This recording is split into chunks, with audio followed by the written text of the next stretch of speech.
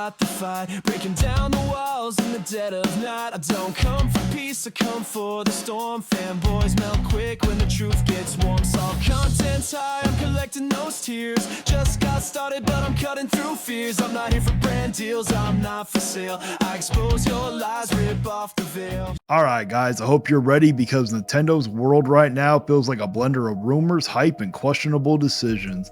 And I'm just trying to keep up at the moment. So before I get into this, please hit the like button and the hype button as well. It really helps out small channels like mine call out the corporate greed and push back against the toxic fanboys. So let's start with the one that actually got me smiling for once, Luigi's Mansion 4. According to insider Nash Weedle, and if Andre Restart's interpretation is correct, Luigi Mansion 4 is in development, and man, as a huge Luigi Mansion fan, that hits me right in the nostalgia. I grew up with this series. The first game on the GameCube was pure atmosphere, the music, the lighting, the sense of dread. The second one on the 3DS might have been smaller, but it had heart. I never got around to the third one. It's been on my list forever. Don't worry, I will eventually get to it. But I've seen enough clips to know it's one of the best looking games Nintendo ever put out on the Switch 1. So hearing there's a fourth in development, that's exciting. But I'm begging Nintendo right now, don't screw this up. This series deserves better than being tossed around as a tech demo or filler title. It's one of the most unique franchises, and if they're smart, this could be a big showcase game for the Switch 2. Luigi Mansion 3 already looked phenomenal on the original hardware, so imagine what they could do: higher resolution, smoother animations, lighting that actually looks like next-gen Nintendo. Luigi deserves his moment, not to just chase ghosts, but to show everyone that he can carry a console all on his own.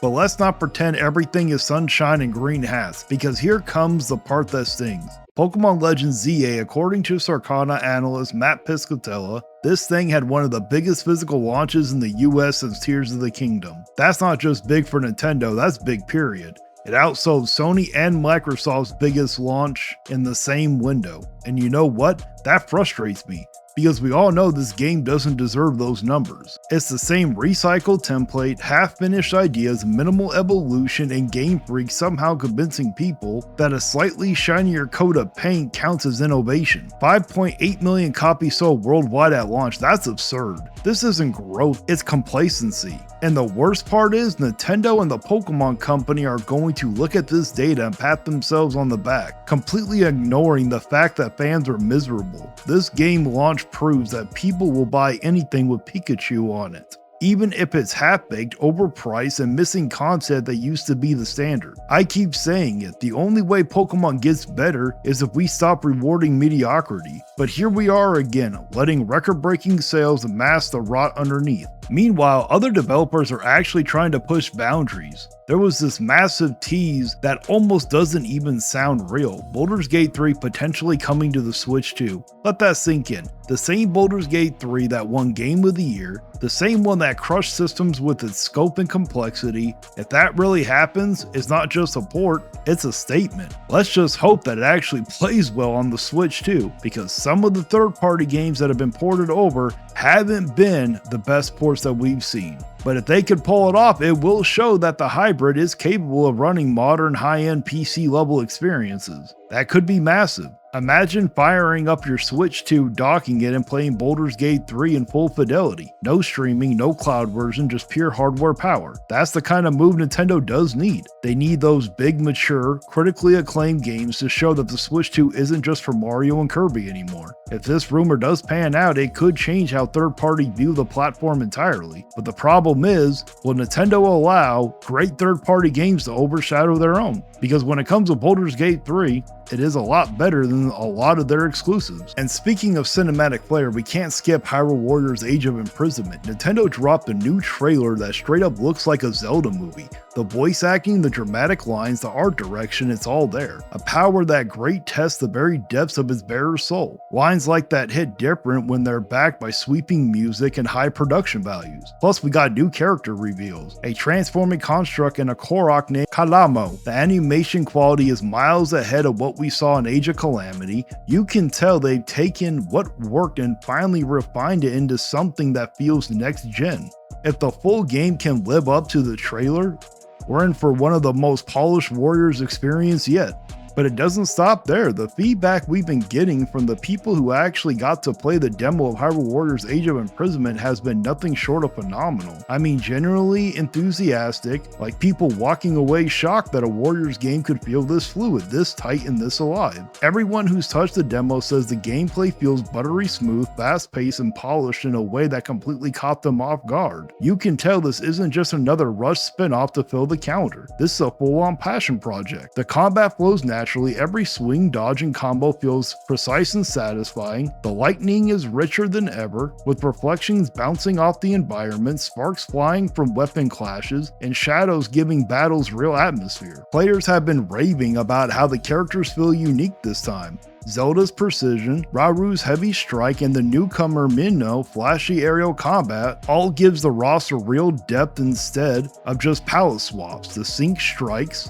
those double team finishers, are being called some of the best cinematic movements in the series so far. They hit hard, look gorgeous in motion, and for the first time they feel earned rather than just a flashy QuickTime event. The sound design, people can't stop talking about it. The soundtrack swells with heroic energy, the voice work is confident, and every hit lands with a satisfying crunch. The overall impression is that Age of Imprisonment finally achieves what every Warriors crossover has promised for years. Big scale chaos that still feels smooth, coherent, and fun. And that's huge, because this is the kind of fast-paced, high-energy action that the series needed. Fans are saying the frame rate feels rock solid, the visuals pop beautifully on screen, and even on demo units that were probably beat up by hundreds of people, the game looked amazing. It's the rare Zelda spin-off that feels like it deserves to stand beside the mainline titles. Not because of Zelda name, but because it earned that respect on its own merits. They can keep that same quality throughout the entire series and nail the story instead of phoning it in. This could easily become the definitive Warriors experience. Not just a good spin-off, a good game that finally delivers on the potential that these big crossover battles have always teased but never fully realized. Now let's talk about Capcom, because here where things get annoying again. Remember when everyone thought Resident Evil Requiem was going to be cheaper on Switch 2? Yeah, that's over. The official listing confirms it's $69.99, same as PlayStation and Xbox, so congratulations everyone, Nintendo has officially stepped into the $70 era. Even though they've already been doing that with their first party games, they stepped into the $80 era. No more pretending that Nintendo's pricing was different, or that we get a handheld discount. That fantasy is dead. And look, sure, it's a big game, nearly 30 gigabytes, lots of content, but it's another reminder that publishers keep raising prices without raising the standard. What started as a rumor from a UK listing turned into this collective wave of false hope that Nintendo's platform would somehow escape the trend. But nope, same price, same game, just another sign that gaming keeps demanding more from players while offering less in return. This should have been the moment to rethink pricing and reward loyalty, not to follow the crowd. At least Atlus seems to get how to build hype the right way. They just rolled out a new survey for players who bought Persona 3 Reload, asking what fans want next, and the key detail is that this survey specifically targeted Switch 2 users. The options included Persona 6, Persona 4 Revival, and remakes of the first two games. Now say what you will about fan polls, but Atlus actually listens. Persona 3 Reload exists because people kept asking for it. So seeing Persona 6 and Persona 4 Revival mentioned here means the company is paying attention to where the audience actually is. And let's be honest, Persona 6 is the big one. It's been cooking for forever. And when it finally hits, it's going to define the next generation of JRPGs. Persona 5 became its own cultural moment. Spin-offs, dancing games, crossover, Joker and Smash Bros. They stretched that world as far as it can go. So if Persona 6 lands on Switch 2 alongside the other platforms, that's going to be huge for fans who wanted this series on Nintendo's system from the start. Meanwhile, Persona 4 Revival is rumored for 2027, and even though it's only been announced for Xbox and PlayStation so far, it will be wild for Atlus to ignore millions of Nintendo players, especially in Japan. And that's it for the video. If you truly enjoyed it, do me a favor and hit the like button, hit the hype button, share it around, and make sure you're subscribed. I post a long video every day, and I also go live Monday morning at 5 a.m. Pacific time, where I react to the saltiest fanboys around. And also, make sure you subscribe, because I'm really trying to hit 5,000 subscribers by the end of the year, and I really need your help. If you really want to support the channel, consider becoming a member. It's only $1 a month. You'll get special badges, custom emotes, and of course your name shouted at the end of every video. And once that list gets too long, don't worry, I will turn it into a full-on credit roll so everybody gets their chance to shine. Also, don't forget to check out the merch if you want to rep the Vigilante Fire. And as always, until next time guys, stay vigilant. And now it's time to read off the members of the channel. We got Koros Objective, Maximilian Pegasus 88, Madfox 94, Dr. Downvote. Oh No is Justin, Brian Payne, Andy Ritz, J Wesby 65, C Stars Pipflup, Maximus 2400, Geezer Noob, Dustin 360. That PlayStation Gamer, Stephen Ramey, Matthew Buckley, Blue Moon, John Marr, Baron Grod, Kawabi Asari, It's Josephus, Gundam Hufflepuff, Johnny Bones Jones, Angel Black, The One and Only Groot, Female Goku, Power Mad UK, Thomas Hopkins Jr., Alyssa D. Lawless, James Rowe, Mario 123, Kasaria, Shane's World, Renee, Dragon Knight Dragonborn, Torny the Witch Lord, This is Jabers, Crippled Gamer, Last 1314, General Ryu Haka, and CM. Thank you so much for becoming part of the crew. You can cry in the comments, but you won't survive. Like and subscribe if you feel that vibe. We're